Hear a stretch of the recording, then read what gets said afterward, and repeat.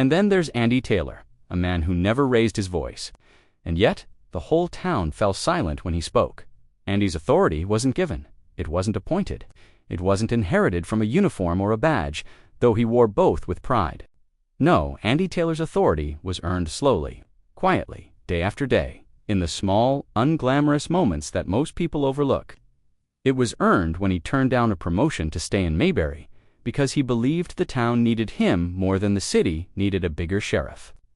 It was earned when he let Barney Fife make a mistake, not to punish him, but to teach him. When Barney arrested a man for whistling after dark, Andy didn't fire him. He sat him down, looked him in the eye, and said, "I'm not mad, I'm just disappointed." That one sentence did more to shape a man than any reprimand ever could. It was earned when Gomer Pyle came to him, wide-eyed and trembling, asking for advice about a girl, and Andy didn't give him a lecture. He gave him time. He gave him space. He gave him the dignity of being heard. It was earned in the diner when he paid for a widow's coffee without her asking and never mentioned it again.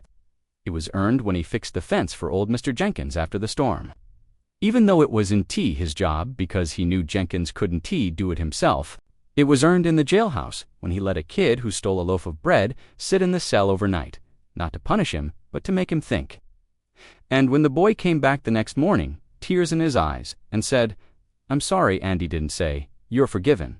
He just nodded and handed him a sandwich. Andy didn't need to be feared to be respected. He didn't need to be loud to be listened to. He didn't need to flex his power to prove he had it.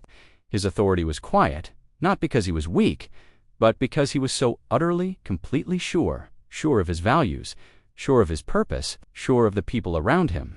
And because of that, when Andy spoke, people didn't just obey, they believed. They believed in him. They believed in themselves.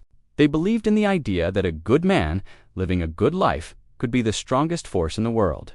In a time when leadership is often measured in tweets, headlines, and hashtags, Andy Taylor's authority feels almost revolutionary. He didn't win arguments, he won hearts.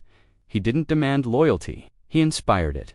He didn't need to be the loudest voice in the room. He just needed to be the truest, and in Mayberry and in the hearts of millions who still watch his show today. That was more than enough. That's the power of earned authority. Not imposed, not performed, but lived, every day. In small ways, with kindness, with patience, with a quiet smile, and a heart that never stopped caring.